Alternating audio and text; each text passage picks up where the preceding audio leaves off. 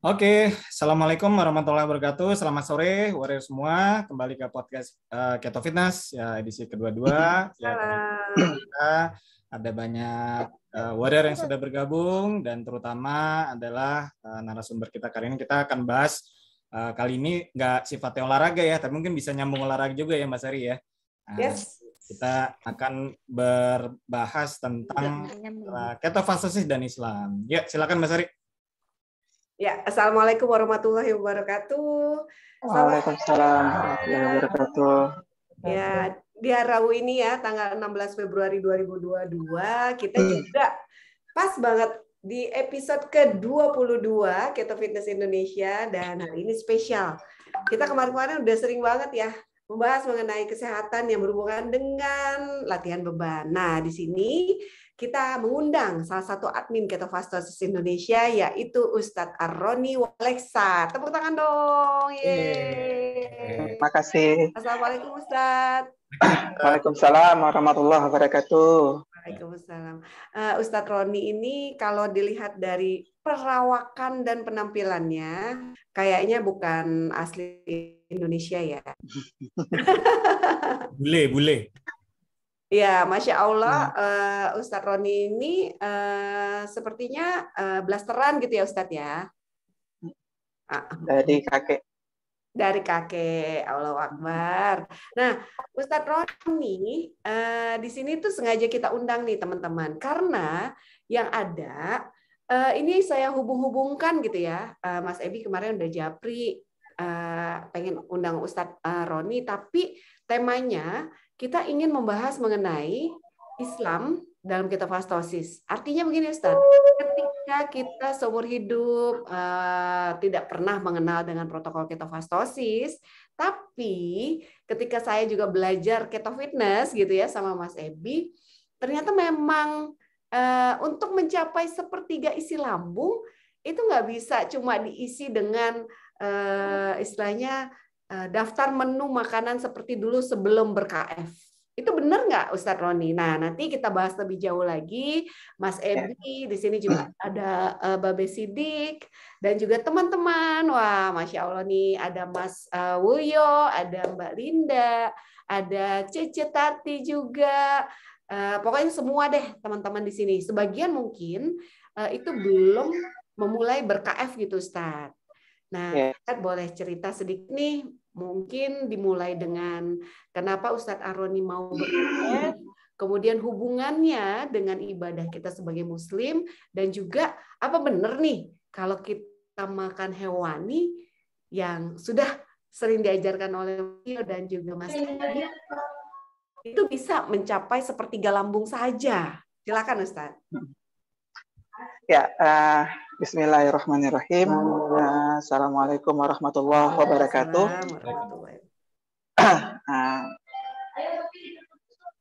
Alhamdulillahirabbil alamin, wassalatu wassalamu ala Rasulillah wa ala alihi wa ashabihi ajmain. Amma ba'du. Rabbi shrah li sadri wa yassir li amri wahlul 'uqdatam min lisani yafqahu qawli. Bisa didengar ya, Mbak? Jelas banget Ustaz. Jelas Ustaz, jelas. Jelas banget ya. Oke, alhamdulillah. Ya, alhamdulillah. Jadi puji syukur pada Allah ya, karena ini takdir Allah mempertemukan kita semua, dan alhamdulillah kita bertemu dalam keadaan sehat ya, diberikan kesempatan untuk terus mengevaluasi diri, karena patut kita syukuri karena tidak semua orang bisa seperti kita saat ini. Ada yang sudah mendahului kita, yang mungkin punya waktu lagi untuk memperbaiki. Kita masih diberikan waktu untuk memperbaiki semua, yang ya namanya juga kita manusia ya, pasti punya salah. Nah, jadi ini yang jarang disyukuri oleh manusia, dan alhamdulillah pada hari ini kita wajib bersyukur, kita wajib mengingat Allah Subhanahu wa taala atas dua buah nikmat ini. Nikmat kesempatan dengan nikmat sehat. Karena dengan dua nikmat ini menurut Imam Al-Marawi ini jarang sekali disyukuri, padahal dia sering dinikmati. Kemudian salawat dan salam kepada junjungan Allah Muhammad SAW, kepada sahabat serta keluarga beliau yang alhamdulillah karena perjuangan mereka lah, karena asbab mereka, jerih payah mereka, keringat mereka, tenaga mereka, pikiran mereka, alhamdulillah kita bisa merasakan bagaimana indahnya menjadi orang yang beriman, bagaimana nikmatnya menjadi orang Islam. Baik, para warrior yang saya cintai, terima kasih kepada Mas Ebi yang telah mengundang, kepada Mbak Sari. Kalau Mas Ebi kemarin udah jumpa ya, alhamdulillah. Beliau menginspirasi saya untuk membangun otot, ya.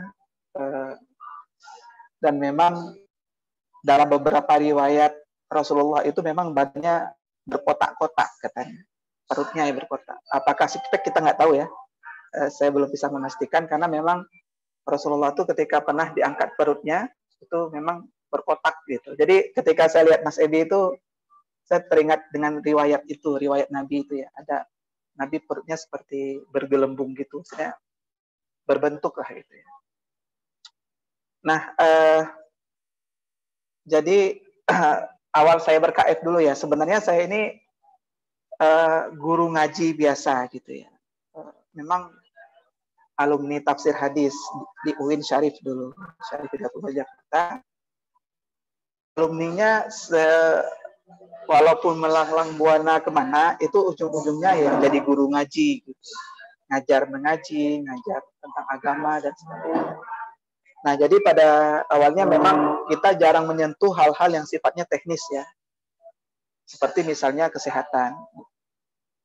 Contoh misalnya nih, saya sudah sharing juga kemarin sama Mas Ebi, di Aceh itu ada pimpinan pondok pesantren. Orangnya gemuk ya, gemuk, besar.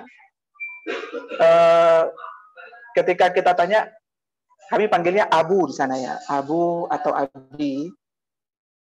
Abi, apa kabar? Sehat? Sehat katanya. Tapi waktu kami makan, beliau minum obat. Sebelum makan beliau suntik insulin. Gitu. Jadi sehat menurut beliau adalah ya seperti itu. Ya.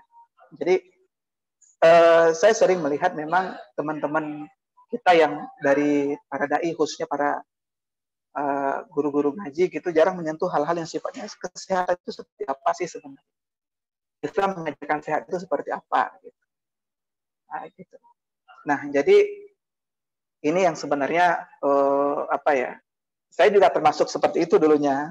Saya mengajar banyak pelajaran, tapi saya tidak menyentuh bab itu tentang bab puasa gitu ya. Bab puasa ya sekedar dalam masalah fikih gitu ya. Membatalkan puasa bagaimana, rukun puasa bagaimana, syarat puasa bagaimana gitu. Nah, jadi itu yang sering. Nah, makanya terakhir kita juga akhirnya tidak menjalankan pola yang sehat.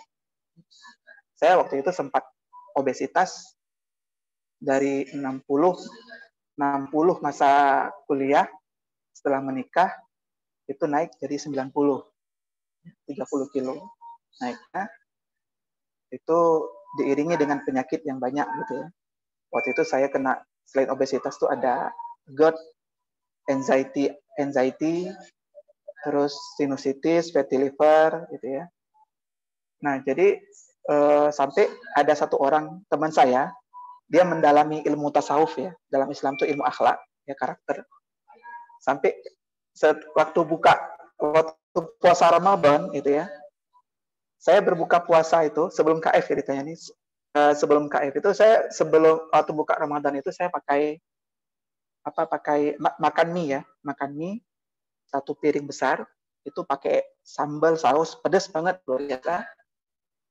Dan itu teman saya yang belajar tasawuf itu guru juga teman saya. Dan itu rutin saya lakukan setiap buka puasa gitu. Nanti habis maghrib makan lagi. Beliau sampai ngomong sama saya begini, dan saya teringat betul apa yang beliau ngomongkan sehingga itu menjadi titik balik untuk saya untuk kontemplasi. Beliau mengatakan, Ustadz, katanya, Ustadz ini orangnya pintar, bagus, mencerahkan, tapi sayang Ustadz cepat mati nanti. Waktu dibilang gitu saya agak terkejut ya, agak kontemplasi. Gitu. Emang kenapa?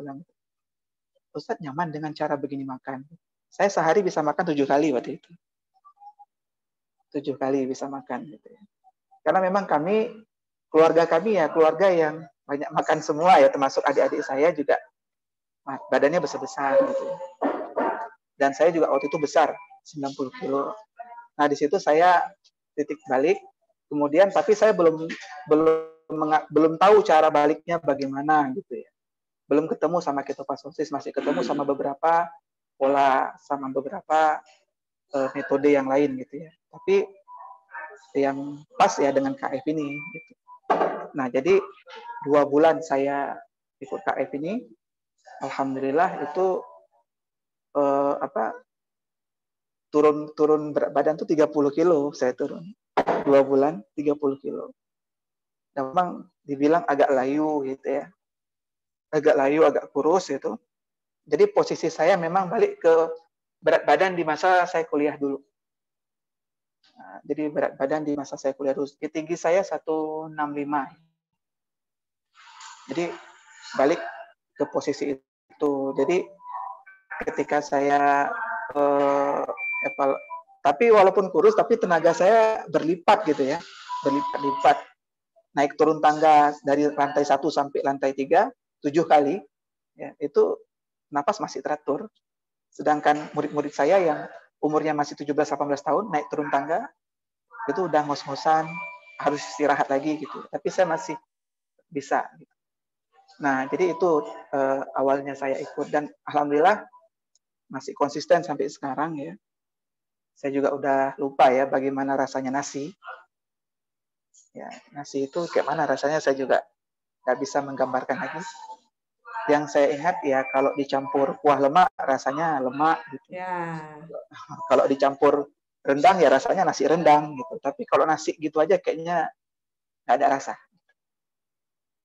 Jadi gitu ya. Jadi itu apa ya? Sekelumit tentang saya dulu ya. Jadi karena itulah, karena saya pernah merasakan sakitnya bagaimana, kemudian saya juga memahami polanya bagaimana, sehingga alhamdulillah membuat saya bisa bertahan sampai sekarang 2016 Oktober ya. Berarti bulan Oktober ini saya genap 6 tahun. Masya Allah. Sudah bergenap 6 tahun, dan alhamdulillah saya sendiri selama 6 tahun ini bisa dibilang hampir nggak pernah kena obat ya. Dan sakit pun hampir nggak bisa dibilang nggak ya, kecuali kemarin waktu masa-masa COVID itu demam saja, itu pun hanya paracetamol, lainnya enggak. Dan sebelum COVID saya nggak pernah sakit gitu. Nah, kalau HC biasa ya, hilang sendiri tanpa obat gitu. Dan kalau misalnya pusing, puyeng, itu ya berarti kurang tidur yang banyak lagi, udah sembuh lagi gitu. Jadi begitu saja siklusnya. Makanya alhamdulillah dulu sebelum kayak sinus saya ya, dulu saya sinus itu setiap bulan tuh saya kena sinus. Saya seperti flu gitu, itu sembuhnya kadang sebulan sembuh, sebulan sakit gitu ya. Dan itu sembuhnya setelah banyak masuk obat. Nah, tapi sekarang saya alhamdulillah nggak pernah flu lagi gitu ya. Di sini rata-rata anak murid kita kena flu, ya ada kemungkinan Omikron ya, ada kemungkinan corona atau gimana. Tapi alhamdulillah saya berbaur sama mereka. Tapi alhamdulillah saya jaga imun ya, tidurnya bagus, tetap low carb, tetap ada puasanya, tetap ada gerak naik tangga ya, walaupun nggak sampai muscle building waktu itu, ya kardiovaskular ya. Apa Ya, maksudnya? gerakan kardio. Olahraga kardio ya, untuk pembuluh darah saja ya. Nah, jadi tidak sampai ke muscle building-nya. Memang pesan Mas Ebi kemarin, Ustaz, kalau ingin estetika lebih mantap, muscle building. Betul sih gitu ya. Karena memang apa ya? Ada yang bilang Ustaz bisa cari lagi atau gimana gitu kan. Wow, untuk ke sana enggak gitu. Jadi apa ya, intinya adalah penampilan itu menunjang kita untuk bisa menyampaikan apa yang kita inginkan. Misalnya kita ingin menyampaikan tentang kesehatan, nggak mungkin kita sampaikan kesehatan tapi badan kita agak kurus gitu ya. Orang juga nggak yakin gitu. Ibarat kita jual obat batuk tapi kita lagi batuk gitu. Gitu itu agak orang nggak menerima. Nah, good looking, estetika itu menunjang kita untuk bisa mempermudah kita, memudahkan kita untuk bisa menyampaikan apa yang kita inginkan, dipahami oleh orang dan orang menerima apa yang kita inginkan. Yafqahu qauli, orang paham dengan apa yang kita sampaikan dan setuju dengan apa yang kita sampaikan.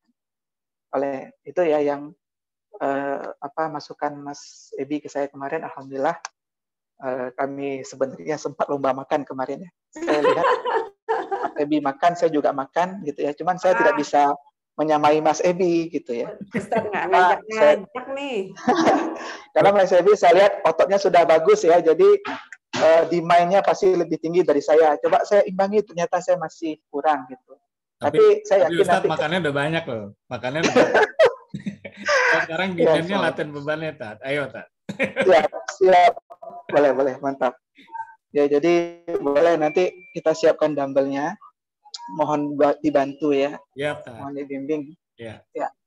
Jadi sebenarnya ya tentang konsep kesehatan ya, ketofastosis dengan Islam. Saya memberi temanya memang agak luas, tapi kalau Al-Quran itu kan sebenarnya ada juga berbicara tentang kesehatan, tapi bahasanya bahasa umum, ya. Bahasa yang bukan bahasa teknis itu. Nah, bahasa teknis itu sebenarnya termanifestasikan dalam diri Rasulullah SAW. Termanifestasikan seperti apa sih kesehatan. Nah, sebenarnya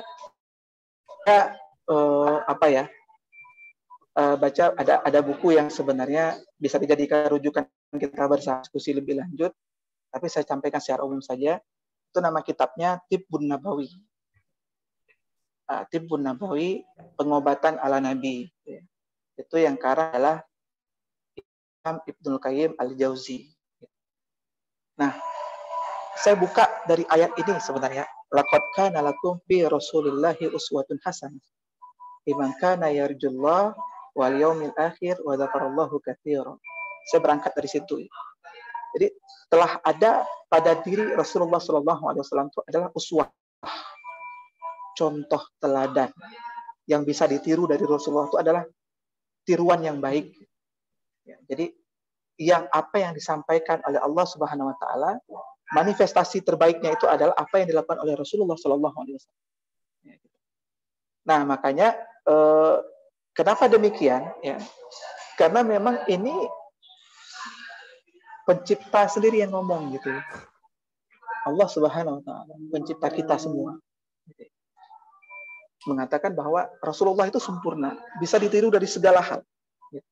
Misalnya dari cara beliau membangun keluarga, dari cara beliau mendidik anak, bagaimana bagaimana karakter Abu Bakar yang lembut, Utsman bin Affan yang lembut, dengan Umar bin Khattab yang keras, dengan Ali bin Abi Thalib yang keras, ini bisa disatukan oleh Rasulullah dalam satu komunitas.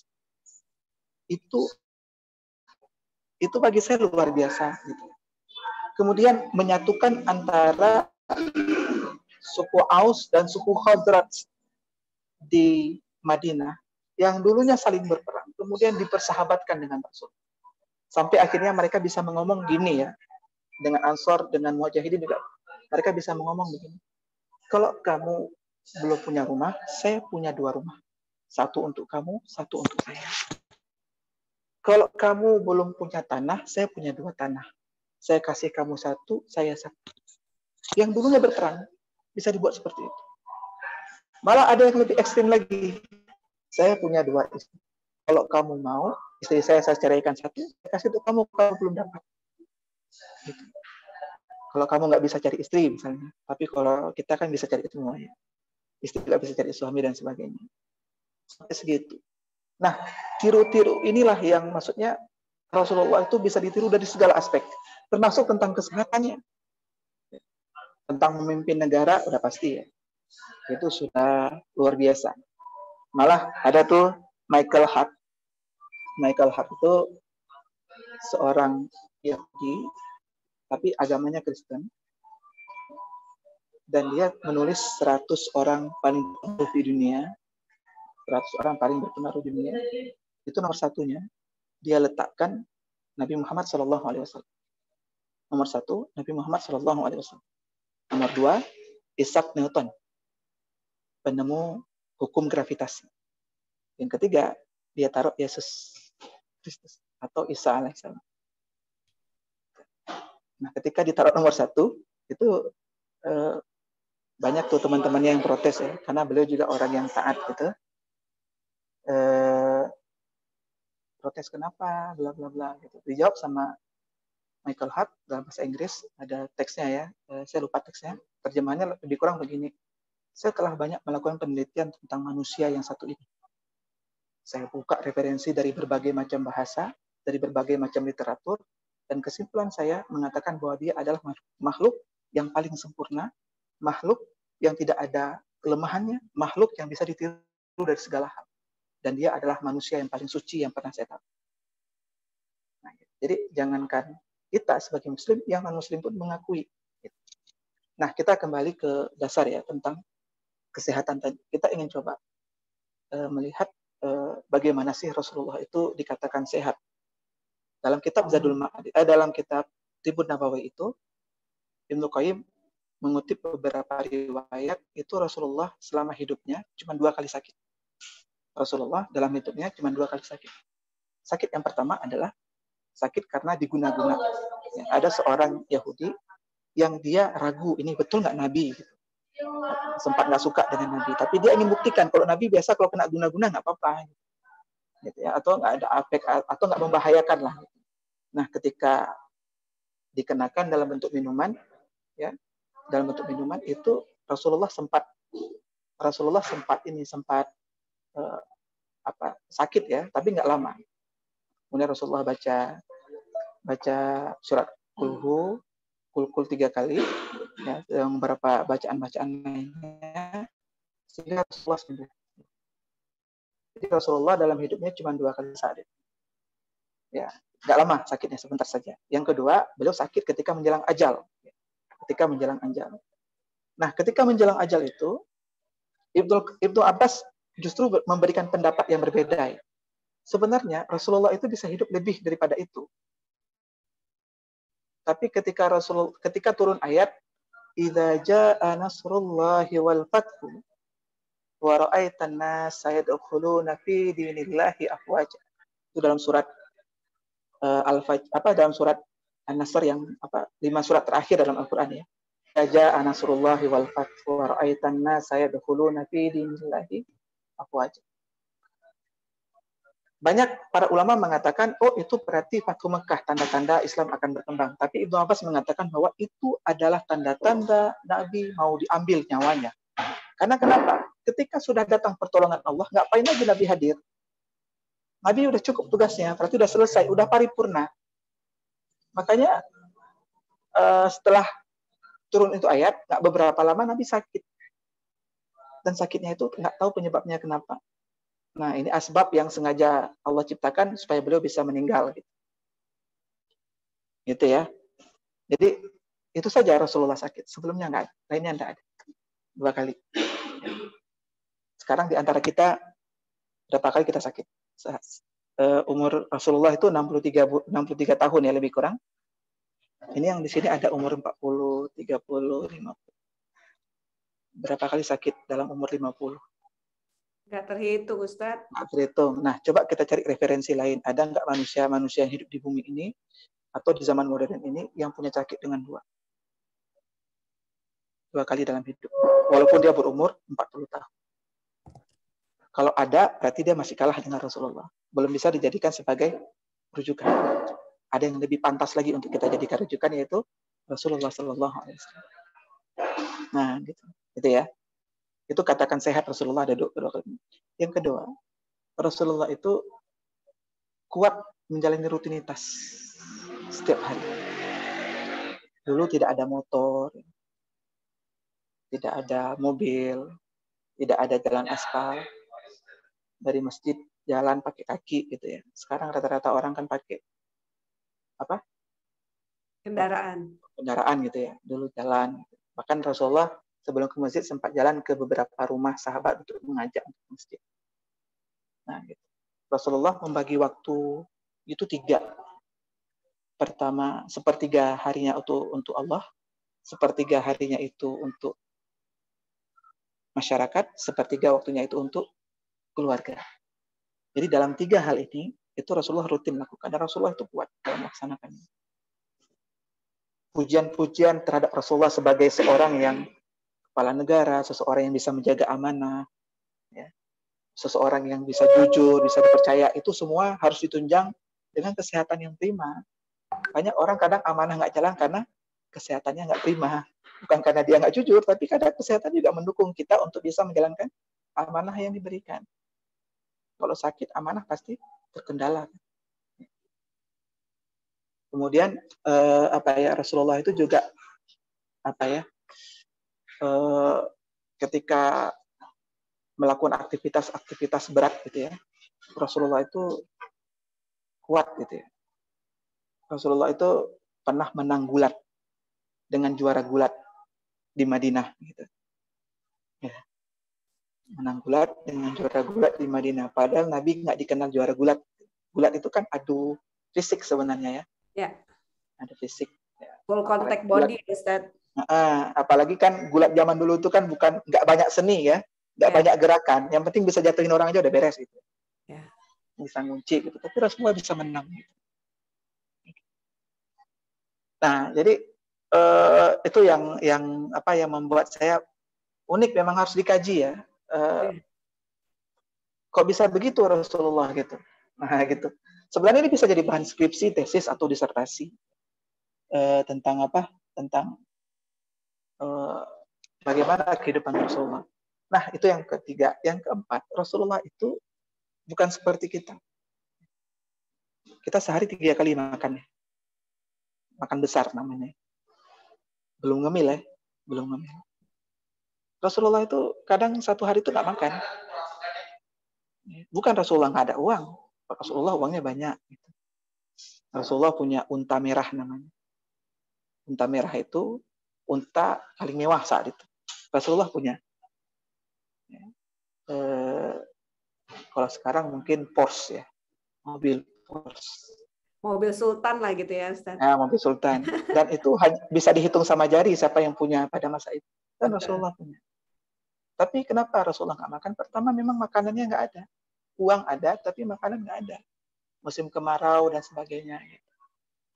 Dan dulu kan nggak ada yang jual lontong sayur ya. Nggak ada GoFood juga, Ustaz. Macam GoFood dan sebagainya. Iya. Jadi itu makanan bukan tersedia, tapi oportunistik. Okay. Kadang dapat, kadang ada, kadang enggak. Kadang ada, kadang enggak. Makanya kita kadang ada yang mengatakan ke saya begini, Ustaz cukup puasa Senin Kamis aja lah, nggak usah berketo gitu ya. Udah sehat kita insya Allah gitu. Saya balik bertanya, emang Nabi puasa Senin Kamis itu sehari makan 3 kali, waktu hari Rabu, hari Selasanya, hari Jumatnya, hari Sabtunya, hari Minggunya. Oh Rasulullah makan kurma juga. Saya bertanya lagi, Rasulullah sehari berapa kali makan kurma? Apakah setiap hari ada makan kurma? Berapa butir makan kurmanya? Kurma jenis apa yang Rasulullah makan? Nah, gitu. Jadi pertanyaan-pertanyaan begini sebenarnya bisa kita berikan kepada mereka yang sebenarnya mereka itu kepingin makan, tapi justifikasi dari kita. Nah, orang kayak gini diajak berpikir saja kembali, gitu kan? Diajak berpikir saja, jangan kita justifikasi, jangan kita salahkan, jangan kita benarkan. Ketika misalnya Rasulullah puasa Nabi Daud, masa lebih baik puasa Nabi Daud pada keto pas sosis gitu. Justru Nabi puasa Nabi Daud, Nabi Muhammad, Nabi kita juga ikut puasa Nabi Daud. Itu dalam kondisi beliau juga jarang makan. Ketika lagi tidak puasa, beliau juga jarang makan. Kalau kita kan terbalik ya. Senin puasa Daud, Selasanya dendam gitu. Banyak. Habis itu Rabu puasa lagi, Kamis dendam gitu ya. Jadi begitu. Padahal nggak seperti itu Rasulullah gitu. Nah makanya dulu itu kan nggak ada. Makanya saya kalau ngobrol tentang penyakit ya, Rasulullah itu jarang makan, tapi nggak ada kena asam lambung. Orang-orang dulu itu makan itu jarang karena memang makanan itu kadang didapat, kadang enggak gitu. Kalau nggak dapat ya puasa. Dan Rasulullah pernah datang ke rumah Aisyah, wahai Aisyah, adakah yang bisa aku makan hari ini? Tidak ada ya Rasulullah, kalau gitu aku puasa saja. Simpel ya. Kalau sekarang kita pulang ke rumah, nggak ada makanan, buka apa tudung saji, nggak ada makanan. Kadang kita marah, kenapa nggak dihidangkan, bla bla bla gitu. Nah itu macam-macam ya, akumulasi mungkin karena gulanya terlalu tinggi di darah ya, sehingga mudah emosi dan sebagainya. Nah jadi Rasulullah sangat sering lah, malah dalam satu riwayat disebutkan 9 hari pernah Nabi itu tidak hidup asap rumahnya. Dan saya pertama sebelum di KF saya nggak masuk akal itu. Tapi ketika masuk di KF saya lihat ada yang WF sampai 20 hari, Masya Allah. Saya di situ baru begini gitu. Karena saya belum dapat penjelasan fisiologisnya. Karena saya sehari nggak makan saja, saya tumbang. Gitu. Waktu itu ya, sebelum KF. Gitu. Benar, dulu kita nggak paham di situ. Saya juga dulu, maaf, saya potong sebentar, Tat. Jadi ya, dulu boleh. pernah daud 1 tahun, Tat. Gitu ya. 2016, Tat. Ya. Cuma yang menarik adalah nggak turun, BB-nya malah naik, Tat. Setelah dipikir lagi, setelah menjalani KF berpaham. Ya, puasanya ya begitu. Ya kan, makan karbonnya tinggi segala macam gitu. Jadi ya kembali ke perilaku Nabi nggak match gitu ya. Iya betul. Lanjut. Betul. Nah memang ini yang harus sebenarnya banyak hal yang ingin bisa kita kaji lebih detail ya. Tapi saya lihat memang para peneliti lebih sering mengkaji yang lebih umum gitu, tidak teknis seperti ini. Padahal yang teknis begini ini kan butuh panduan gitu ya. Misalnya nih Nabi suka bekam, apakah betul Nabi suka bekam? Karena dalam beberapa literatur yang saya baca nggak sering, ya, tapi seperti sering gitu. Pasdu misalnya seperti sering, padahal saya lihat nggak sering gitu. Nah jadi ini perlu dikaji lebih lanjut. Makan kurma misalnya, apakah Nabi makan kurma? Karena jenis makanan Nabi pada zaman dulu itu banyak. Makanan pokok pada zaman Nabi itu bukan hanya kurma, ada kismis, ada gandum, ada macam-macam lah, ada makanan pendamping minyak sanin dan sebagainya gitu ya. Nah, dan semuanya itu tergantung kalau ada kafilah yang berdagang ke kota Jazirah Arab yang makanan, alhamdulillah banyak makanan. Tapi kalau nggak ada ya terpaksa mereka makan apa adanya. Nah, inilah yang harus dikaji lebih dalam ya. Kemudian kesehatan Nabi itu indikatornya apa yang ini logisnya ya, kenapa sehingga kita menguatkan kita kenapa kita harus tiru Rasul gitu. Nabi itu dalam perang beberapa kali, ada perang yang terjadi pada masa bulan Ramadan ya. Perang pada bulan Ramadan. Itu perang Badar, perang Khandaq. Kemudian ada perang Tabuk. Itu perang di saat puasa. Nah, coba bandingkan puasa kita sama puasanya Nabi. Nah, sebenarnya dalam kondisi perang, kalau kita sekarang ya dalam kondisi dalam perjalanan kan boleh nggak puasa, apalagi dalam kondisi perang. Tapi Rasulullah puasa. Dan setelah kita kaji di KF ternyata orang puasa yang banyak gerak di pagi hari justru makin segar, tenaga bisa naik 3 kali sampai 4 kali gitu kan. Lihat kondisi orang puasa sekarang dengan pola hidup modern. Ya, itu udah siap-siap tuh harus makan sahur. Kalau nggak makan sahur, itu paginya pasti nggak ada tenaga, gitu ya. Lemas atau kadang nggak puasa. Alasannya kenapa? Karena makan sahur. Berarti nggak kuat. Kalau nggak kuat nggak wajib puasa kan gitu logika yang dibangun, gitu ya. Nah, itu masih kecil. Kita lanjut lagi. Di bulan puasa masuk kantor itu kan jam 8. Itu mundur jam 9 kadang. Ya, jam pulang yang biasa di luar Ramadan jam 5 diundur jam 4. Betul. Alasannya kenapa? Karena kurang produktif di bulan puasa. Ini jadi fitnah sebenarnya untuk kita ya. Jadi bumerang. Itu bulan Ramadan itu adalah bulan paling lemahnya kaum muslimin. Karena kenapa? Karena mereka lemas pada saat itu nggak makan. Wow. Gitu. Ya. Nggak produktif mereka gitu. Ya. Itu kan bisa dibuat image begitu. Gitu. Padahal tidak pada zaman Rasulullah SAW. Justru perang Badar itu adalah perang yang pertama kali diwajibkan, pas pertama kali juga bulan Ramadan diwajibkan puasa. Ya. Masya Allah, betul Ustadz, betul. Betul. Nah, gitu. Waktu itu jumlah kaum muslimin cuma 300, lawannya 1.000 orang. Ya. Peralatan kurang, makanan kurang, ya. Tapi Rasulullah mereka keluar dari kota Madinah untuk perang. Gitu ya. Nah, jadi ini yang perlu dikaji lebih dalam ya. Di saat justru memakmurkan masjid itu terjadi justru di bulan Ramadan. Justru kegiatan-kegiatan kita, aktivitas-aktivitas kita yang terutama berkaitan sama ibadah kepada Allah dengan ibadah sesama kita, sosial, apakah sedekah, infak, zakat dan sebagainya, itu justru lebih kuat di bulan Ramadan. Karena ini bulan yang mulia, Al-Quran turun di situ. Ya. Kemudian banyak kejadian-kejadian Allah muliakan turunnya kejadian di bulan Ramadan. Nah, oleh karena itu teman-teman warrior semua yang dimuliakan Allah Subhanahu wa taala. Ini ya kenapa alasan logisnya kenapa kita harus meniru kesehatan ala Rasulullah Shallallahu alaihi wasallam. Saya teman-teman saya kadang ngomong gitu ya. Selamat datang bulan Ramadan gitu. Selamat datang, akhirnya bisa tidur siang lebih lama. Nah, gitu kan. Bisa Pak bos ikut puasa juga, jadi bos nggak sering marah-marah. Lemes juga, kayak mana kalau dia marah kan tenaga besar, jadi dia yakin nggak perlu marah, jadi dia simpan tenaganya, jadi dia jarang marah-marah. Marah-marah, menghindari marah bukan karena puasanya, tapi menghindari marah supaya kuat menjalani puasa fisiknya. Nah, inilah yang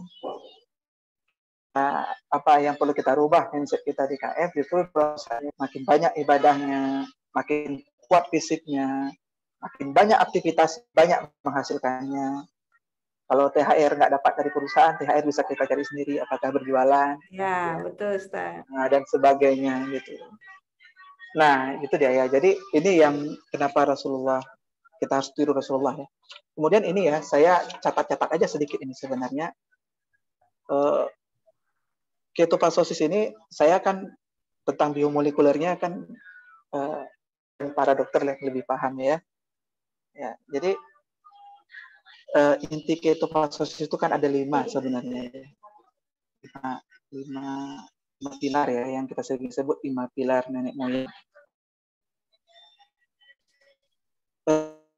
Pertama kan low karbo.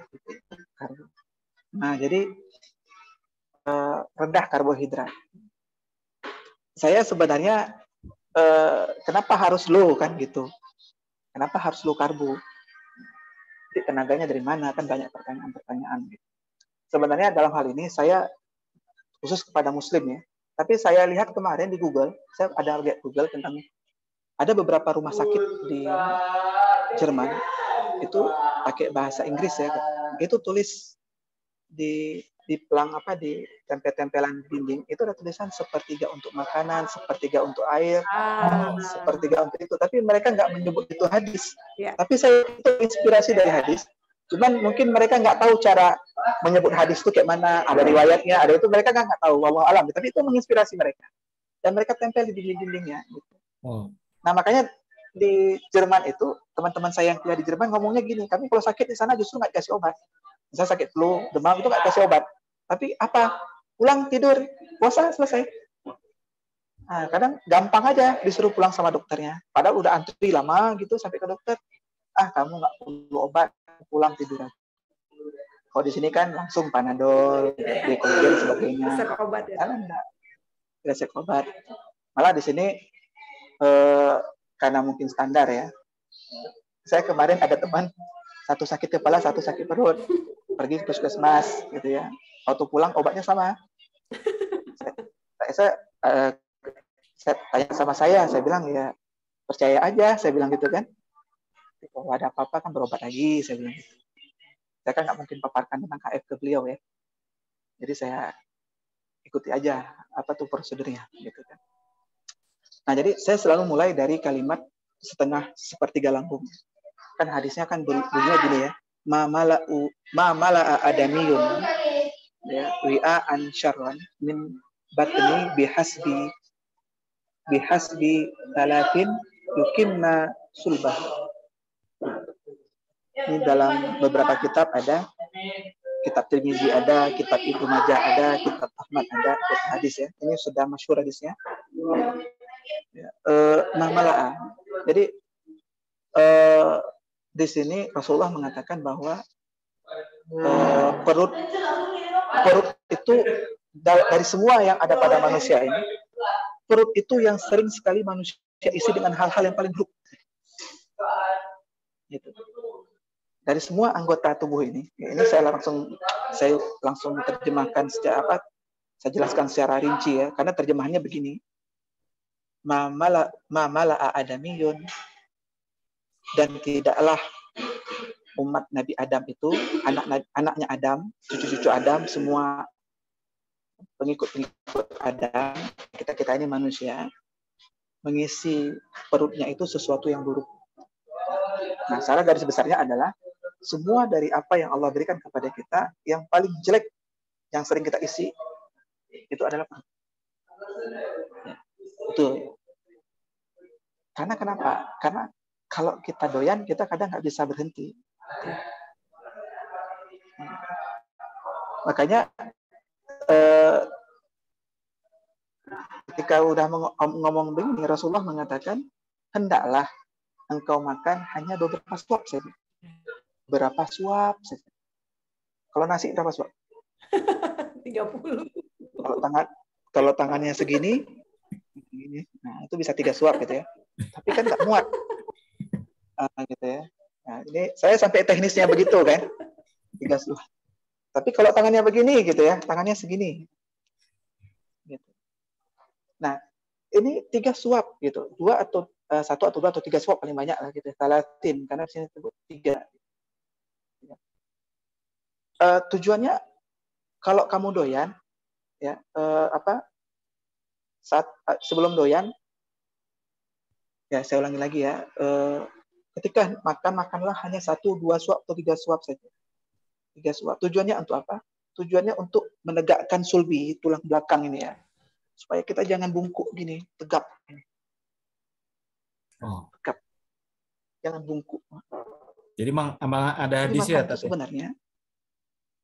Iya. Untuk menegakkan sulbi, gini ya. Jadi jangan begini. Nah. Jadi memang kita harus tampak sehat. Jadi sulbinya pun harus diginikan dengan cara makan misalnya ya. Yeah. Jadi contoh misalnya ya, sombong itu nggak boleh ya. Tapi ada sombong yang dibolehkan. Itu misalnya gini. Dulu pada perang Khaybar ya, ada perang Khaybar. Itu kan musuh melihat umat Nabi ya, umat Rasulullah itu Abu Bakar, Utsman. Itu udah tua, rambutnya putih-putih. Ya.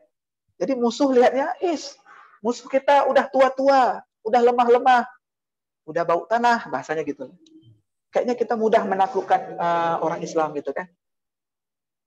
Kemudian Rasulullah katakan, wa khalifuhum. Disitulah Rasulullah pernah memerintahkan cat rambut di situ. Abu Bakar cat rambut warna-warni, jadi nggak nampak tuanya. Habis itu dada dibusungkan, begini jalan. Gitu.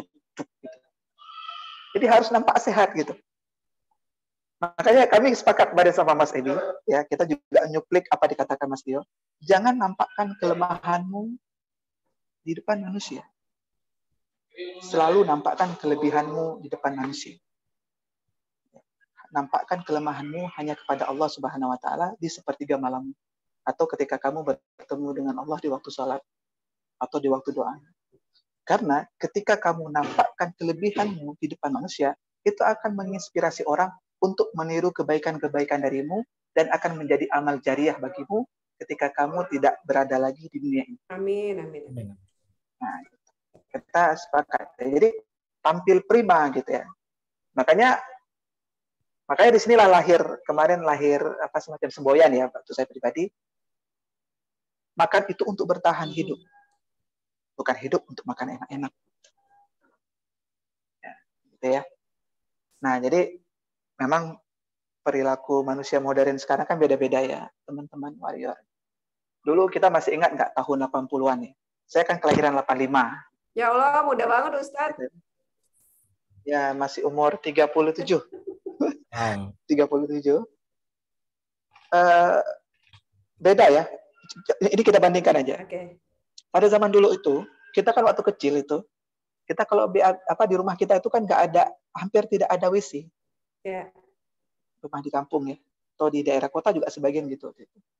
Nggak ada WC. Kita kalau misalnya mau buang air besar, mau BAB, itu kita ke belakang bawa cangkol, pakai sarung. Kita korek tanahnya, kita buang hajat di situ, kemudian kita tutup lagi. Nah, kemudian kita tutup, kita pergi ke sumur, kita istinja di situ. Kita bersih-bersih di situ, ya kan? Karena kenapa? Karena dulu BAB jarang. Karena makan juga jarang. Oh. Betul, betul. Dulu saya mau beli Pak.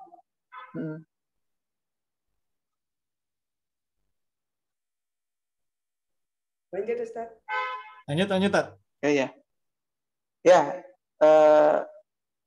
BAB tadi ya. Karena dulu, misalnya nih, saya mau beli bakwan atau beli pisang goreng, itu saya harus dayung sepeda 2 km. Itu pun sore hari. Nggak ada orang jualan pagi. Gitu ya. Jadi, susah dapat nyemil dulu. Nggak beda sama sekarang ya. Bisa GoFood, bisa sebagainya, dulu kan begitu. Nah, sekarang, karena makanan makin banyak, otomatis kita kan sering BAB. Akhirnya BAB dibuatlah tempat khusus bagian dari rumah, dibuat cantik, dibuat indah, dibuat nyaman untuk BAB. Dulu kan enggak, kita BAB dulu di belakang rumah, ada atap, ya di kebun-kebun itu. Nah, akhirnya kan jadi pupuk juga kan, untuk kebun-kebun di situ. Nah, ini perbedaan-perbedaan ya. Jadi, dulu WC itu kadang orang buatnya WC umum ya. Di kampung-kampung itu WC umum, samping-samping jalan gitu ya, jamban sebagainya. Nah, sekarang di setiap rumah, kalau dulu di setiap rumah nggak ada WC. Kalau mau buang BAB ya ke belakang, bawa cangkul, bawa kain sarung. Nah, fa'inkana la halal. Apabila 2 suap, 3 suap tadi udah kamu lakukan, tapi kamu masih doyan untuk melanjutkan makan karena mungkin karena lezat, karena itu menggugah selera kamu, ya, maka sisakanlah sulusuhu sulusuli ta'amihi, sulusuli sarobihi, ya. Sepertiga untuk makanan, sepertiga untuk air, minuman, sepertiga untuk udara. Nah, itu sebenarnya. Jadi pada dasarnya manusia itu cuma beberapa suap makannya. Konsep sehari 3 kali makan itu bukan konsep Nabi sebenarnya. Ya. Kalau mau lakukan penelitian bisa kita lihat lebih dalam. Kita buka referensi-referensi literatur lama, ya, karangan-karangan para ulama yang berbicara tentang kehidupan detail Rasulullah Shallallahu Alaihi Wasallam. Ada kitab Ibnu Hisham, ada kitab Ibnu Jarir atau Bari, ada beberapa kitab yang sekarang juga udah banyak yang tulis ya, yang mana itu merujuk kepada cara Rasulullah suka warna apa, ini itu kebiasaan Rasulullah bagaimana, Rasulullah makan pakai tangan. Makanya saya kan belajar Mama Stio tentang biomolekuler IH ya. Saya bilang sama teman-teman, kalau nggak sanggup beli IH, biasakan aja makan pakai tangan. Ya. Tapi sebelum makan cucinya pakai air biasa, jangan air sabun. Cuci tangan pakai air biasa saja, ya. Nah, jadi biar ada sisa bakteri. Jadi ketika kita makan kan bakteri ada di sini ya, jalur mukosa. Jadi ini ya jalur di mana imun pas respon, cepat responnya jalur mukosa. Di mulut, ya, di dubur, di bagian kemaluan juga. Itu jalur mukosa yang mana di hidung juga ya. Nah, makanya ada bulu hidung. Bulu hidung juga itu salah satu hikmahnya adalah menghambat barang-barang masuk ke dalam, langsung ke dalam ya. Jadi kena bulu hidung dulu dia. Jadi nggak langsung masuk ke dalam. Jadi terbiasa. Jadi imun kita terlatih dengan bakteri-bakteri ini. Makanya dulu kita waktu kecil ya, saya juga sharing sama Mas Ebi kemarin. Waktu kecil itu kita kan nggak ada penyakit kayak sekarang. Anak-anak sekarang tuh dulu, anak-anak sekarang kan kemarin ada yang sakit diabetes ya. Umur 7 tahun udah sakit diabetes. 10 tahun udah hipertensi. Dulu kan ini kan nggak ada. Gitu. Dulu zaman-zaman kita tahun 80-90-an itu kan sakitnya paling cacingan. Ya. Cacingan. Dan makanan kita jorok-jorok gitu. Kadang makanan ada buah jatuh, kita makan, nggak kita cuci dulu gitu.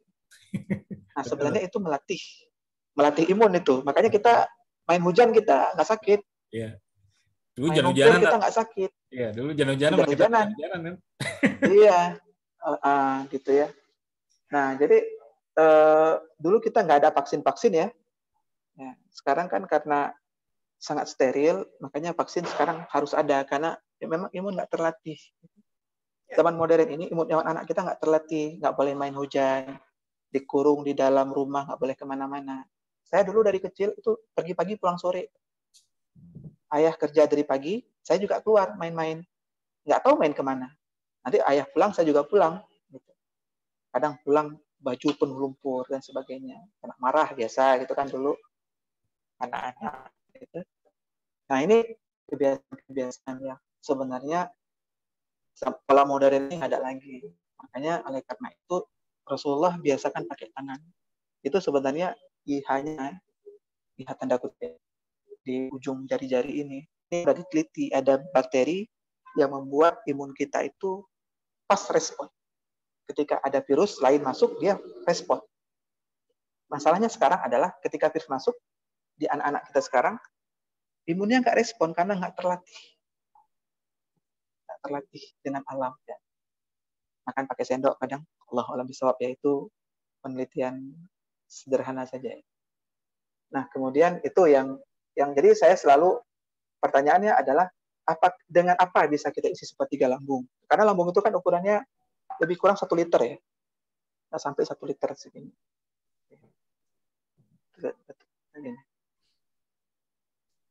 Nah, segini ya, segini. Nasi kan lebih segini. Nasi.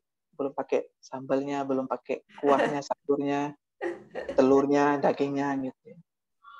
Apakah itu cocok sepertiga lambung? Nah, saya sering begitu ya. Saya nggak menjustifikasi, tapi saya sering mengajak berpikir, apakah begitu sepertiga lambung? Saya bertanya. Apakah itu sepertiga lambung gitu ya? Itu kemudian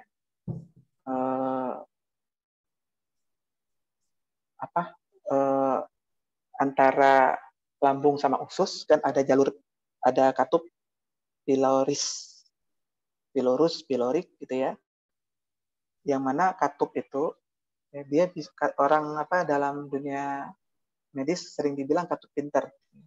Dia bisa bedakan kalau di lambung itu lebih banyak karbo, dia langsung buka. Gitu. Jadi yang di lambung itu yang tadinya mau diolah akhirnya keturun ke usus.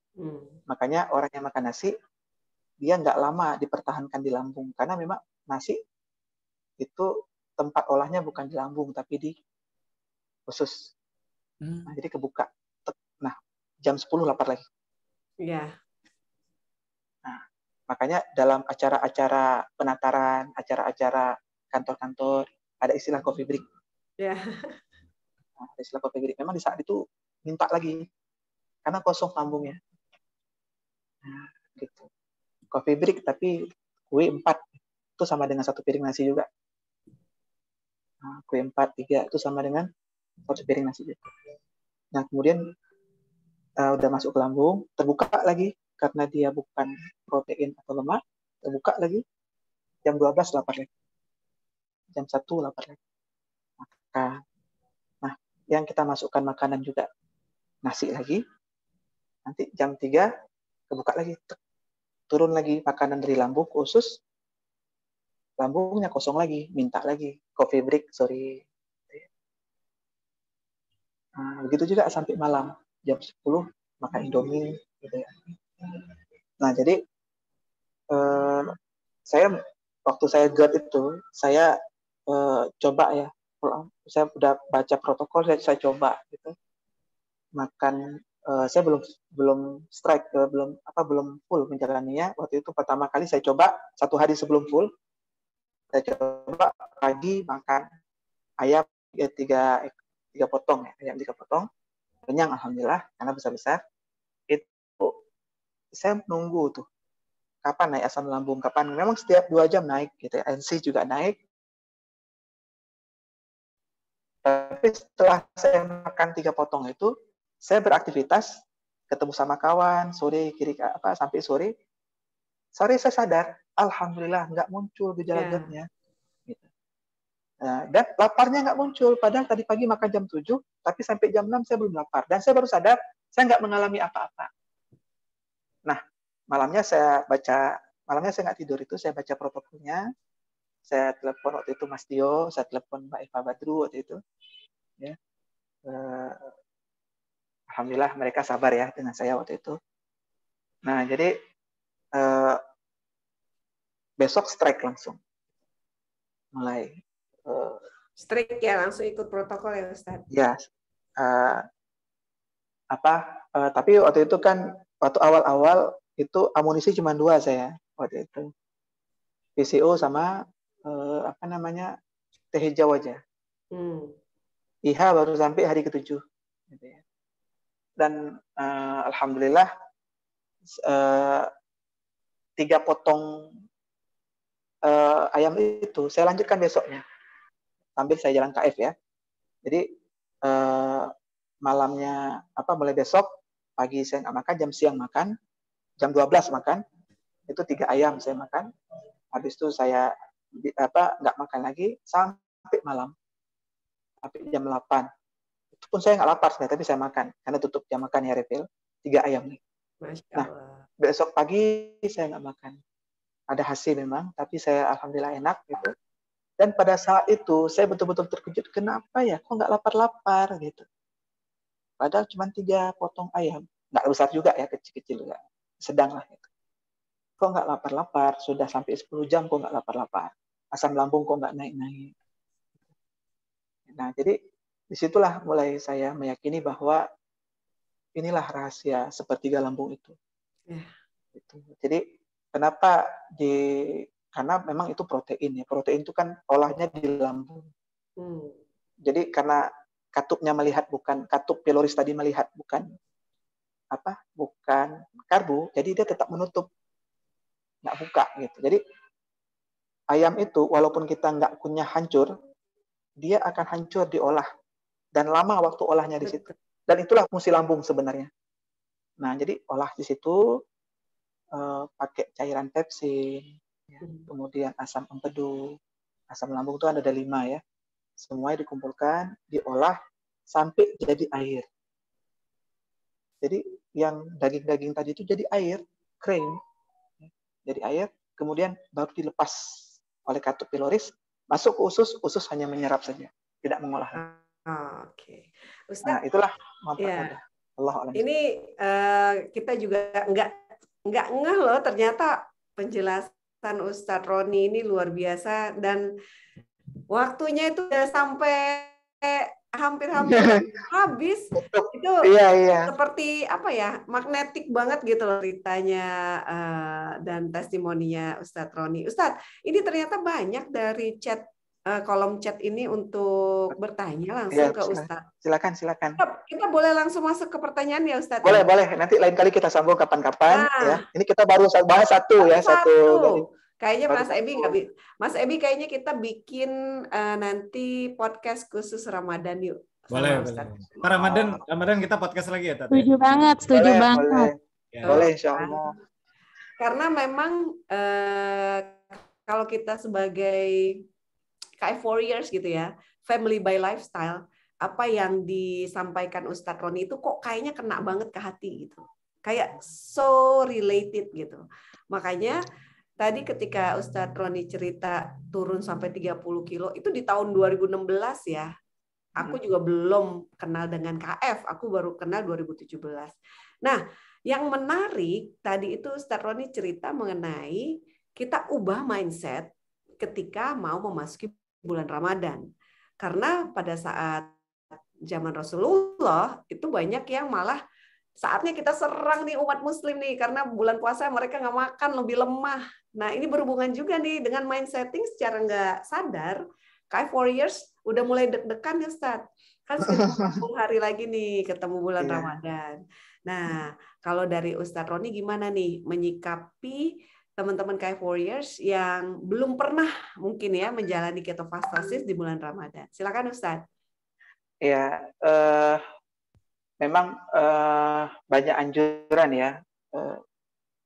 Terlepas apakah ada hadis anjuran Ramadan, anjuran puasa di bulan Rajab itu sahih atau tidak, saya nggak masuk ke situ ya. Tapi intinya adalah bagi KF Warrior ketika masuk bulan Ramadan, saya sarankan terbiasalah dengan puasa Senin Kamis, insya Allah dapat. Senin Kamis, kemudian Ayyamul Bait, gitu ya. Kemudian ada yang belum ganti puasa, coba diganti. Itu menjadi bagian dari latihan kita menuju bulan Ramadan. Nah, di bulan Ramadan ini sebenarnya saya sendiri, ini yang saya alami ya di bulan Ramadan ini, saya justru ketika bulan puasa, kalau dulu kan harus banyak makanan waktu buka puasa ya, banyak variasi gitu ya. Justru sekarang saya kalau buka puasa itu nggak spesial lagi gitu, tapi senang, cuman nggak spesial harus begitu gitu. Kadang saya dibuka atau bunyi sirena buka puasa itu ketika iftar itu kadang saya lagi di jalan, saya siapkan air putih aja untuk batalkan. Saya malah bergumam, saya buka karena Rasulullah buka. Kalau Rasulullah nggak buka, saya masih bisa lanjutin puasanya. Gitu. Saya buka karena Rasulullah menyunahkan kita untuk berbuka. Ya, Masya Allah, betul Ustaz. Tapi kalau misalnya Rasulullah nggak suruh berbuka, saya bisa lanjutin karena saya betul-betul segar gitu pada. Nah, oleh karena itu teman-teman warrior ada tuh KF protokol khusus untuk bulan Ramadan ya, untuk dry fasting bahasanya itu.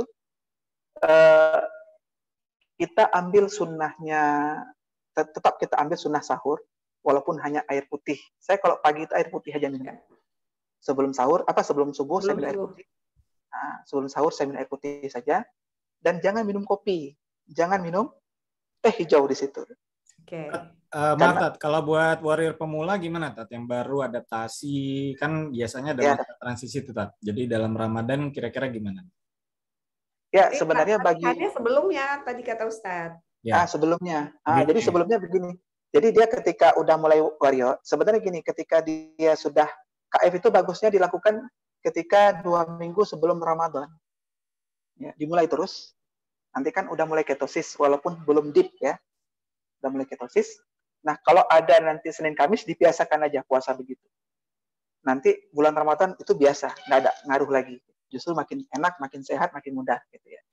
Cuman yang perlu diantisipasi nanti adalah teh sama kopi aja. Okay. Karena teh sama kopi di sahur itu kan diuretik sifatnya. Betul. Nah, diuretik itu kan banyak lepas air. Kebanyakan orang habis minum kopi, saya kan pecandu kopi sebenarnya. Satu hari bisa sampai 5 kali ya. Bahkan 7 kali. Jadi saya membatasi itu jam 12 ke atas malam itu saya nggak minum kopi karena kebiasaan orang minum kopi kepingin banyak minum karena haus bawaannya. Jadi bukan berarti nggak boleh ya, hanya di maintain saja, jangan di dekat di sahur gitu supaya kita tidak haus dan kita lebih berstamina gitu. Tapi kalau ada yang mengatakan oh nggak apa-apa saya nggak haus ya nggak apa-apa juga gitu karena setiap metabolisme orang kan berbeda-beda ya. Setiap kondisi juga berbeda-beda. Tapi ini bagi newbie yang masih ini, hindari itu saja. Tapi intinya adalah ketika di bulan Ramadan itu, kita makan jam 10 malam habis sholat taraweh, kemudian kita nggak makan-makan lagi, ya. Tapi makannya harus banyak, ya. Maksudnya sampai hormon leptin itu terasa. Maksudnya sampai kenyang ya. Dulu pada zaman Nabi itu, kan memang jarang makan ya, tapi kalau sekali makan banyak juga. Itu dalam satu riwayat itu ada kambing muda, domba muda, itu dibagi 4 dimakan 4 orang. Wah. Nah ini yang mesti digarisbawahi juga Tat. Jadi pada saat refill lah ibaratnya sudah buka, makannya juga harus banyak Tat ya. Jadi supaya kebutuhan nutrisi harus tercukupi juga kan, gitu ya. Iya. Ya, sebenarnya paling nanti gini, ketika berbuka, masukkan dulu yang ringan-ringan nih. Yang ringan-ringan misalnya seperti air putih, kalau ada kurma 3 biji, yang rutop aja pilih. Yang rutop, ya. atau yang kedua. rutop atau ajwa. Habis itu kan sebelum maghrib, setelah sholat maghrib baru makan. Gitu. Jadi nggak langsung masuk banyak gitu ya, tapi ada jedanya. Karena kan kosong sama sekali, jadi masukkan sedikit dulu, nanti habis maghrib makan lagi. Jadi membatalkan puasa dulu, Tat ya? Iya, betul. Ini berhubungan. Jadi tabtilus shaum ya, membatalkan puasanya. Ya, ini berhubungan juga dengan pertanyaan Mbak Eka ketika mengejar keberkahan iftar, mengkonsumsi 1 butir. Katanya gitu. Berarti menjawab itu ya. Tadi Iya. Dan sepertiga makanan dalam hadis itu maksudnya sepertiga lambung ya Ustadz ya. Ya, Dan sepertiga lambung. Sejauh ini memang selain mungkin makanan yang haram gitu ya, ada makanan atau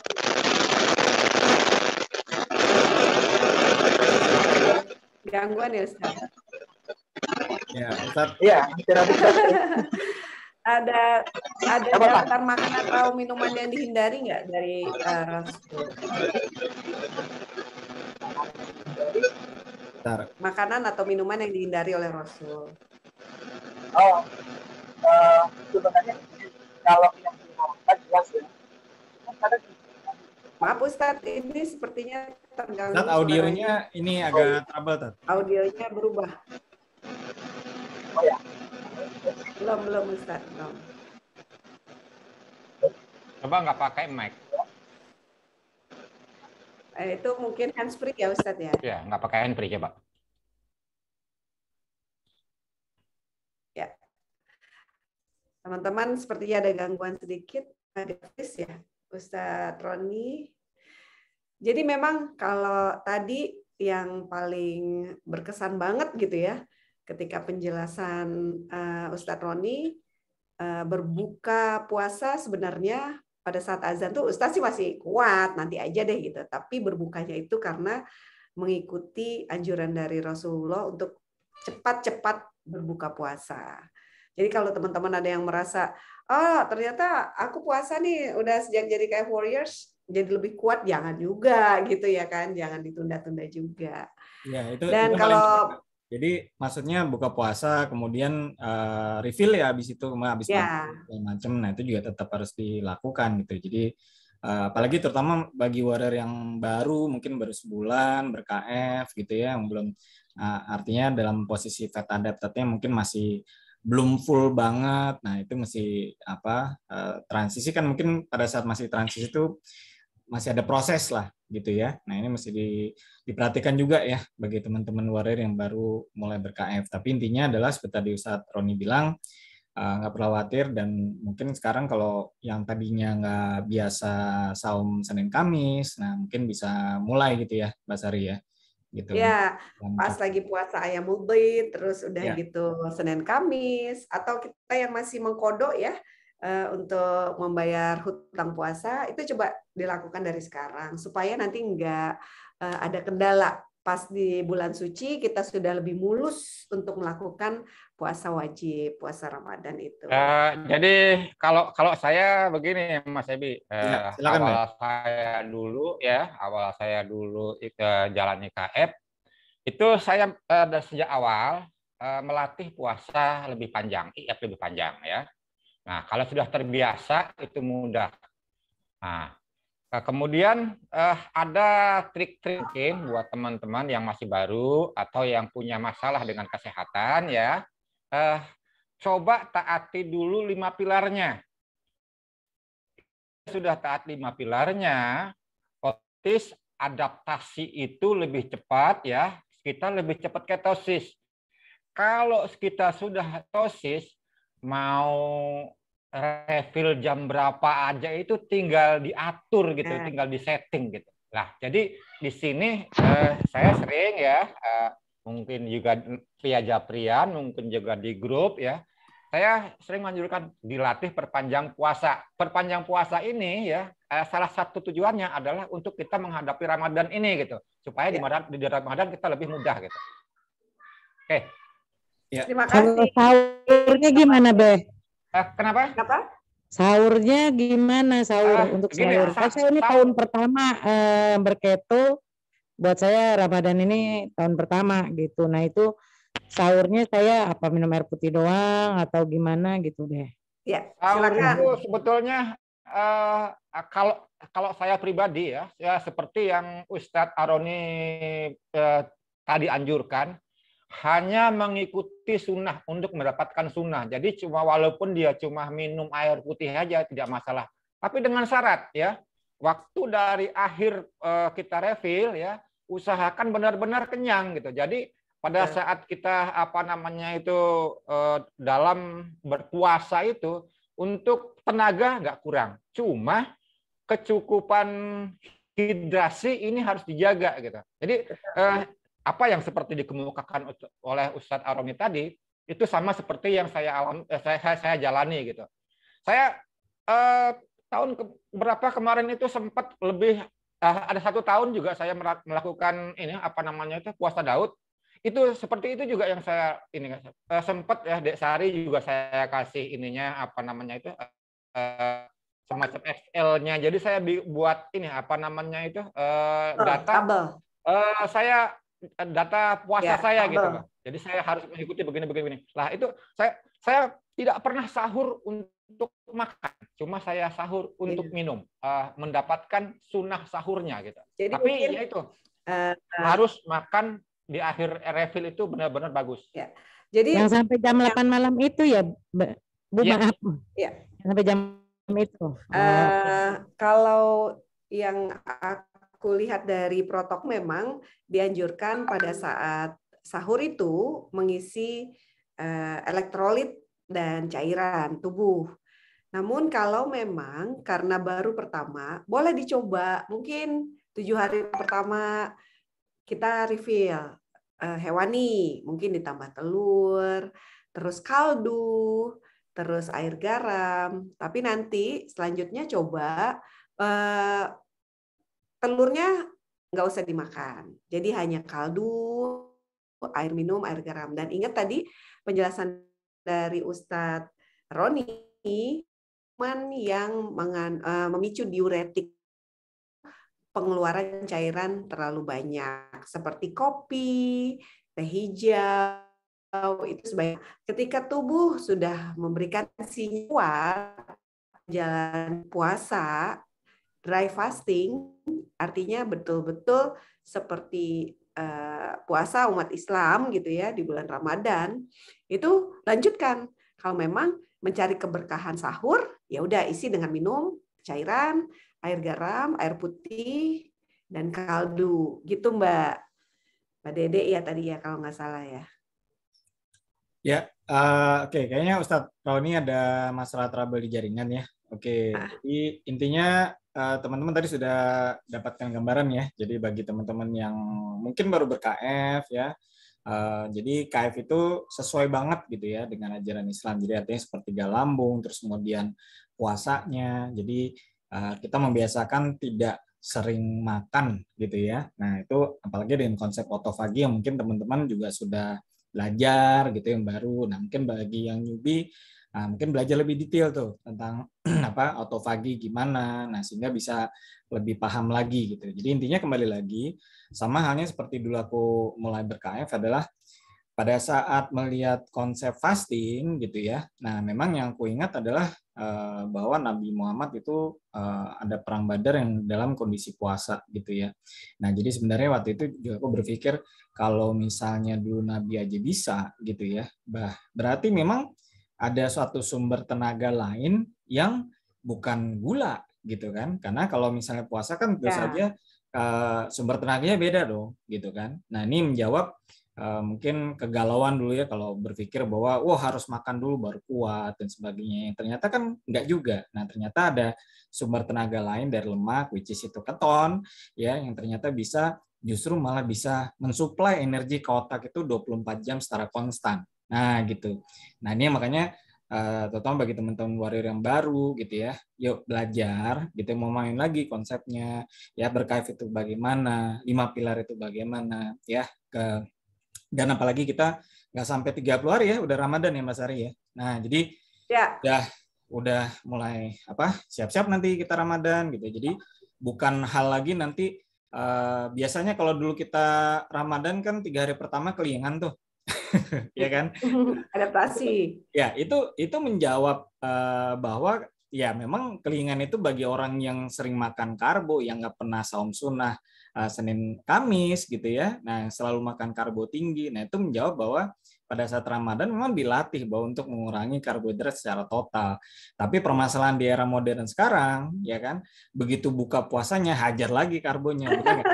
Nah, gitu. Jadi secara ajaran gitu kita sudah pahamin bahwa di Islam ini mau sudah mengajarkan sepertiga lambung, ya puasa dan sebagainya itu membuat kondisi badan kita harusnya fit gitu, bukan sakit-sakitan. Nah, tadi yang Ustaz Taroni bilang itu sangat benar sekali. Nah, jadi berKF ini membuat kalau aku bilang juga bukan hanya seperti nenek moyang tapi seperti Rasul gitu loh. Iya kan? Jadi yang membuat kita bisa intinya ya memiliki badan yang sehat, kemudian aktivitas fisik jangan lupa. 5 pilar KF itu kan ada aktivitas fisiknya.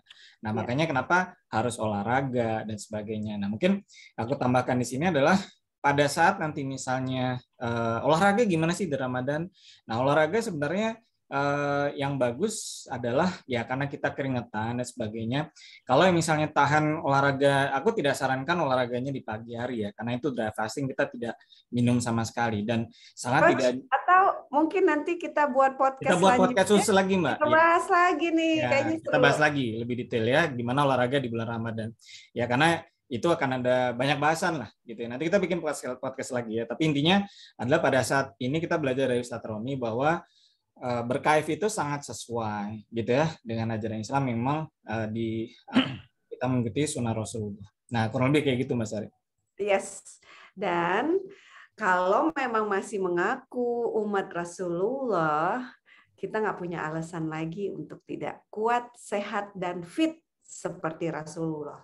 Tadi diingatkan sama Ustadz Roni, Rasulullah hanya 2 kali dalam hidupnya mengalami sakit. Bagaimana dengan kita yang beli minyak goreng juga masih naik motor ke warung? Nah, itu mudah-mudahan menjadi satu pemikiran, muhasabah diri bagi kita ya. Apalagi tadi Ustaz Roni banyak banget memberikan insight lah gitu ya. Kita itu sebenarnya keberkahan. Kalau misalnya kita bisa mengikuti langkah demi langkah yang dilakukan oleh Rasulullah. Bahkan saat berpuasa pun Rasulullah itu dengan perut kotak-kotak, di atas kuda, menghunus pedang, dan berperang. Gimana kita yang masih ngandelin HP dan buka GoFood? Ya nggak sih? Jauh banget gitu loh. Janganlah sampai lagi kita membenarkan keadaan kita yang mager, keadaan kita yang sedentari, kita nggak punya alasan dan nanti akan diminta pertanggungjawabannya. Gitu aja mungkin Mas Ebi ya. Iya. Seru banget hari ini. Seru banget. Cuma mungkin Ustaz Roni ada gangguan sinyal ya teman-teman. Oke, nggak ada masalah. Tapi aja. Infonya luar biasa ya hari ini teman-teman. Mudah-mudahan bisa memberi insight baru kepada teman-teman warrior, apalagi yang masih baru, atau mungkin yang sudah kemarin setahun 2 tahun, atau mungkin yang CLBK yang kemarin udah balik karbo lagi terus kemudian penyakitan lagi. Kenapa sih penyakitan gitu kan? Ya kenapa balik karbo lagi kan gitu aja jawabannya. Sederhana kan gitu. Nah, ini Ustaz Taroni balik lagi nih sebentar. Oke, nanti kita tunggu closing bentar ya teman-teman ya. Langsung closing ya.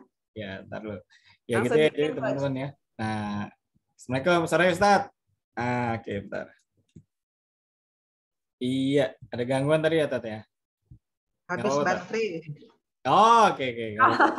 Ya, closing Tat. Nah, jadi sekalian nih. Udah mau maghrib soalnya. Silakan Tat. Oke. Maaf tadi sempat meninggalkan tanpa izin. Gak apa-apa, Tar. Ya, insya Allah mudah-mudahan ya bagi para warrior, saran saya sih ya, kita banyak yakin ya awalnya memang karena testimoni, tapi berikutnya proses itu bagaimana kita juga akhirnya membangun muscle building itu, karena pada dasarnya adalah testimoni memang awal kita masuk kemari, tapi untuk kita memperkuat kita terus terang minoritas ya, minoritas saat ini kita ketika kita kemana-mana orang masih dominan menyediakan kita makanan nasi dan sebagainya gitu ya. Nah oleh karena itu kita keilmuannya, biomolekulernya di sini kalau di Keto Fitness ada Mas Ebi, Mbak Sari gitu ya. Kemudian kalau ingin lebih memperdalam dari sisi biomolekuler ada Mas Tio, ya silakanlah. Tapi kalau pusing-pusing sekali sama Mas Tio biasa. Dan ketika pusing dengar bahasa Mas Tio, saya cuma ingin sampaikan Anda bukan orang yang pertama, gitu ya. Karena kami telah mendahului, kami juga masih terus memahami beliau, karena memang bahasanya bukan bahasa yang sering kita pakai sehari-hari. Jadi makanya kita terus ya saling belajar, jangan pernah merasa cukup dengan ilmu sehingga membuat kita tetap rendah hati, tetap ingin belajar, karena dengan rasa terus merasa kurang ya membuat kita lebih ingin terus meningkatkan diri. Ketika kita sudah merasa lebih udah pas, udah pintar, biasanya kita nggak mau belajar lagi.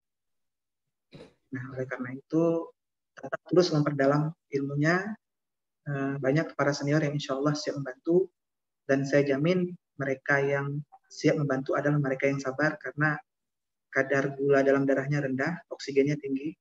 Itu adalah rumus enak berpikir, emosinya stabil gitu ya. Nah insya Allah mereka sabar walaupun pertanyaan kadang berulang ya. Ya insya Allah ya, mudah-mudahan para senior juga diberikan kesehatan sama Allah SWT. Dan para newbie juga makin semangat terus mencari ilmunya dan terus untuk meningkatkan diri, membuat tubuh kita makin sehat, dan terus supaya kita mudah beribadah kepada Allah. Amin. Saja, lebih kurang mohon maaf ya. Terima kasih banyak Ustadz. Terima kasih banyak Ustadz. Sama-sama. Oke, demikian podcast kita yang ke-22 hari ini bersama banyak Ustadz. Ya, barakallah Ustadz. Terima kasih Mas Ebi dan teman-teman Warrior semua. Sehari Terima kasih Ustadz. Mohon maaf lahir batin kalau ada salah, dan tetap semangat ya. Jangan lupa pilar moving. Kita harus tetap menjadi umat yang kuat. Insya Allah nanti kita ketemu lagi di podcast selanjutnya. Assalamualaikum warahmatullahi wabarakatuh. Terima kasih semua. Teman-teman ya yang nanti kepingin tips untuk puasa Ramadan ya, bisa japri saya, bisa nanti saya share juga melalui pengumuman broadcast ya, sama di grup ya. Saya yang mau ini langsung ke saya juga boleh. Ya, Kakak Babe. Terima kasih Babe. Ya, terima kasih semua. Hai semua. Iya. Tapi si Yudan tadi udah langsung PCR, belum ada